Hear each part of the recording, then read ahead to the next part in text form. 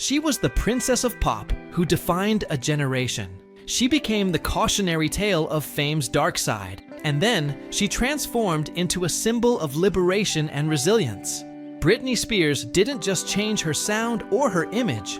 She lived 8 distinct versions of herself, each shaped by the relentless machine of celebrity, public scrutiny, and personal battles that played out on the world stage. If you're fascinated by the real stories behind music's biggest transformations, hit that subscribe button and join us as we unlock the vault on the artists who shaped our culture.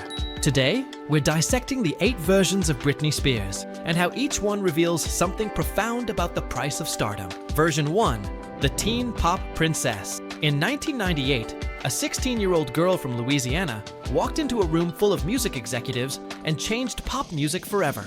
Britney Spears wasn't just selling catchy songs. She was selling the perfect formula, girl next door innocence, with just enough edge to intrigue. The schoolgirl outfit in Pro, Baby One More Time, became iconic precisely because it walked that razor-thin line between sweet and suggestive. Her debut album sold over 10 million copies in its first year. She wasn't just successful, she was a phenomenon. Teen magazines plastered her face on every cover. Radio couldn't escape her hooks. And teenage girls around the world found their idol. But this version of Britney was carefully constructed. Every interview was coached. Every outfit approved. Every public appearance orchestrated.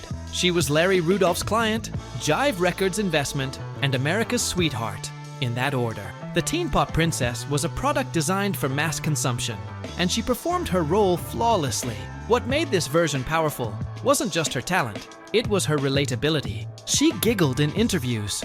She talked about her crush on Justin Timberlake.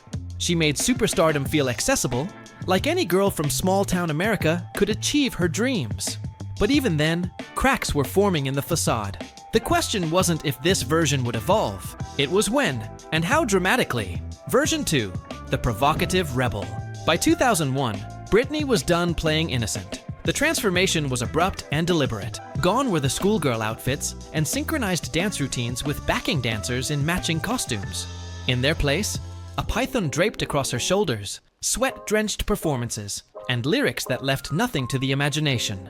"I'm a Slave for You" wasn't just a song, it was a declaration. Britney was taking control of her sexuality, her image, her narrative, or at least that's what the marketing told us. This version of Britney sparked controversy everywhere. Parents' groups protested, conservative commentators clutched their pearls, and Britney's fanbase exploded even larger, now capturing the attention of an older demographic. The 2001 VMA performance became legendary. The green costume, the python, the primal energy. It was calculated rebellion, edgy enough to generate headlines, but controlled enough to maintain mainstream appeal. But here's what's fascinating. Even in her rebellion, Britney remained within boundaries. She was provocative, not reckless. Sexual, not scandalous. She pushed the envelope just far enough to seem dangerous without actually threatening the machine that made her. This version proved that Britney could evolve, that she had range beyond bubblegum pop. The album Britney showed musical maturity. The performances demonstrated artistic growth. Yet beneath the confidence and control, the pressure was mounting. The world wanted more. The label wanted hits. The public wanted spectacle. And Britney, she was still only 20 years old. Version 3, the pop culture icon. This was Britney at her absolute zenith and the beginning of her unraveling. 2003 opened with one of the most talked about moments in pop culture history, the Madonna kiss at the MTV VMAs. Britney, Madonna, and Christina Aguilera in wedding dresses. The kiss that broke the internet before the internet could properly break. But beyond the spectacle, this version of Britney represented something unprecedented. She had transcended music. She wasn't just a pop star anymore. She was a cultural phenomenon, a tabloid fixture, a water cooler topic, a meme before memes had a name.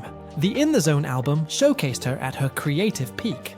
Toxic became perhaps her most critically acclaimed song, with its James Bond-inspired sound and infectious energy. She was proving artistic legitimacy while maintaining commercial dominance. But 2004 revealed the cost of this icon status. The 55-hour marriage to Jason Alexander in Las Vegas, the relationship with Kevin Federline, the wedding, the pregnancy, the paparazzi swarm that never ended. Every decision was dissected. Every mistake was amplified. Every private moment was photographed and sold to the highest bidder. This version of Britney existed in a goldfish bowl, except the water was toxic, the glass was constantly tapped, and the world watched with mixture of fascination and judgment. She was everywhere and nowhere simultaneously, present in every headline, absent in her own life. The pop culture icon had become a prisoner of her own fame, though few recognized it at the time. The public saw glamour, wealth, and power. What they missed was the isolation, exhaustion, and loss of control that came with being Britney Spears, Incorporated. Version 4, the troubled superstar. And then, the world watched Britney break. The images from this era are seared into pop culture memory, driving with her baby on her lap, the head-shaving incident at an Esther's hair salon in Tarzana, the umbrella attack on a paparazzo's car, the blank stare beneath the newly shaved scalp. But these weren't random acts of rebellion. They were distress signals from someone drowning, the divorce from Kevin Federline, the custody battle, the relentless paparazzi who followed her every move, turning her pain into profit, the media that mocked rather than showed concern. The 2007 VMA performance of Gimme More became symbolic of her state, disoriented, underprepared, criticized mercilessly. What should have been a comeback became another spectacle of dysfunction. Behind the scenes, the picture was even darker. Reports of erratic behavior, concerns about her children's safety, hospital visits, and always, the cameras capturing every moment of vulnerability. This version of Britney was struggling with mental health crises in the most public way possible. And society? We treated it as entertainment. Blogs posted countdown clocks to her next breakdown. Comedians made her the punchline. Magazine covers gleefully documented her downward spiral. The troubled superstar wasn't just a woman dealing with personal issues. She became a cultural reflection of our collective cruelty, our appetite for watching someone famous fall apart. By early 2008, Britney was hospitalized, evaluated, and placed under a court-ordered conservatorship. Her father, Jamie Spears, was granted control over her life, her finances, her career, everything. The world said it was for her own good, and perhaps in that moment, it was. But what happened next would define the most controversial chapter of her life. Version 5, the comeback queen. From the ashes of 2007, a phoenix emerged, polished, professional, and performing exactly as expected. The Circus album dropped in December 2008, and Womanizer shot to #1. The song was defiant, the video was slick, and Britney looked focused. The comeback narrative was irresistible. She had hit bottom, gotten help, and now she was back. The 2008 VMA appearance was redemption incarnate.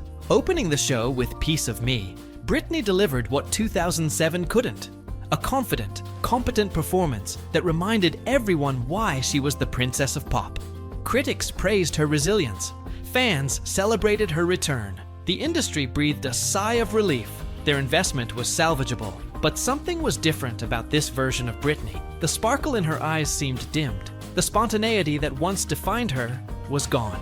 She performed flawlessly, but with a mechanical precision that felt rehearsed beyond normal preparation. This was Britney rebuilt, but not Britney restored. The conservatorship, initially presented as a temporary measure, remained in place. Her father controlled her finances. Her every move was monitored. Her creative decisions required approval. And yet, she was producing hits, touring globally, making millions. To the outside world, the system was working. She was stable, successful, safe. The comeback queen delivered everything the industry wanted, except autonomy. She was the perfect product once again, performing precisely as programmed, and she would remain that way for the next decade. Version 6, the controlled performer. Welcome to the longest version of Britney Spears, and perhaps the most disturbing. From 2010 through 2016, Britney existed in a bizarre paradox. She was working constantly, earning millions, performing hundreds of shows, releasing albums. Yet, she had no legal control over her own life. The Las Vegas residency, Britney Piece of Me, became her home. 4 years, 248 shows, over 130 million in ticket sales. She was profitable, reliable, and completely managed. Albums came and went. Femme Fatale in 2011, Britney Jean in 2013. The music was competent, but felt increasingly by committee. The promotional appearances followed scripts. The interviews revealed little of substance. This version of Britney was a performer, not a person. A brand, not a woman. What makes this era so unsettling in retrospect is how normalized it became. The conservatorship that was supposed to be temporary became permanent. The control that was meant to be protective became restrictive. The arrangement that was sold as help became something else entirely. Britney posted on social media, but who controlled the accounts? She gave interviews, but who approved the questions? She performed, but who chose the set lists?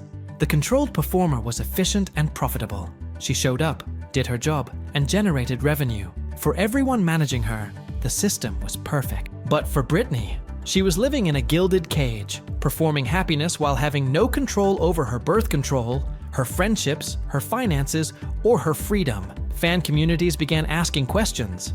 Legal experts raised concerns. But the conservatorship continued, year after year, with her father at the helm, and a team of lawyers and managers extracting value from the Britney Spears brand. This wasn't an artist evolving, it was a woman being controlled. And slowly, very slowly, people were starting to notice. Version 7, The Silent Prisoner. The cracks became fissures, and the fissures became fractures. In 2019, Britney abruptly cancelled her Domination Vegas residency, citing her father's health issues. Then came a 30-day stay at a mental health facility that she later suggested was not entirely voluntary. The Free Britney movement, which had been growing in fan communities since around 2009, suddenly went mainstream. What started as conspiracy theories in online forums became legitimate concerns covered by serious journalists. Fans analyzed her social media posts for coded messages. They scrutinized court documents. They protested outside courthouses. They demanded answers. And Britney, she was silent, publicly anyway. When she did speak, it was carefully worded, sometimes strangely worded. Posts about feeling blessed, while her comment sections filled with pleas to confirm she was okay. Videos of her dancing in her house that felt more concerning than reassuring. This version of Britney was trapped in plain sight, working, posting, existing, but not living. In 2020, through court filings, hints of truth began emerging. Britney wanted out of the conservatorship. She hadn't performed since 2018 and didn't want to perform again while her father controlled her career. She felt coerced, controlled, exploited. The documentary Framing Britney Spears dropped in February 2021 and changed everything. Suddenly, the mainstream media that had mocked her breakdown was forced to reckon with its role in her suffering. The silent prisoner was about to speak, and when she did, the world would finally listen. Version 8, The Liberated Woman, June 23, 2021. A courtroom in Los Angeles. And Britney Spears testified remotely about 13 years of control, trauma, and exploitation. She revealed she'd been forced to perform, forced to take medication, prevented from removing an IUD, prevented from marrying or having more children, told she couldn't paint her kitchen cabinets without permission. The testimony was devastating, specific, and undeniable. Within months, her father was suspended from the conservatorship. By November 2021, the conservatorship was terminated entirely. Britney Jean Spears was legally free for the first time since 2008. This version of Britney is still being written. She married Sam Asghari in 2022. They later divorced in 2023. She published her memoir, The Woman in Me, which became a massive bestseller and revealed even more about her experiences. She's been posting freely on social media, sometimes erratically, sometimes joyfully, always authentically. She's not performing, she's not recording, she's not on tour, and she doesn't have to be. The liberated woman is figuring out who Britney is when she's not being controlled, managed, or exploited. She's dealing with trauma. She's reconnecting with her sons. She's making mistakes. She's living. Is she messy? Sometimes. Is she unpredictable? Absolutely. Is she free? Finally, yes. This version of Britney isn't polished or packaged. She's not the perfect pop star or the tragic victim. She's a 42-year-old woman who spent most of her life being other people's versions of who she should be. Now, she's just being Britney. 8 versions of Britney Spears. 8 chapters in a story that's as much about us as it is about her. Britney Spears' story isn't just about music or fame. It's about control and autonomy, about society's treatment of women in the spotlight, about the human cost of entertainment. She was manufactured, marketed, exploited, and controlled. And then, Against all odds, she broke free. If this deep dive into Britney's evolution opened your eyes to the real stories behind the music, subscribe to Version Vault and hit the notification bell. We're unlocking the truth behind every artist's transformation because every version tells a story. Which version of Britney resonated most with you? Drop a comment below. Thanks for watching. Until next time, keep digging deeper than the surface.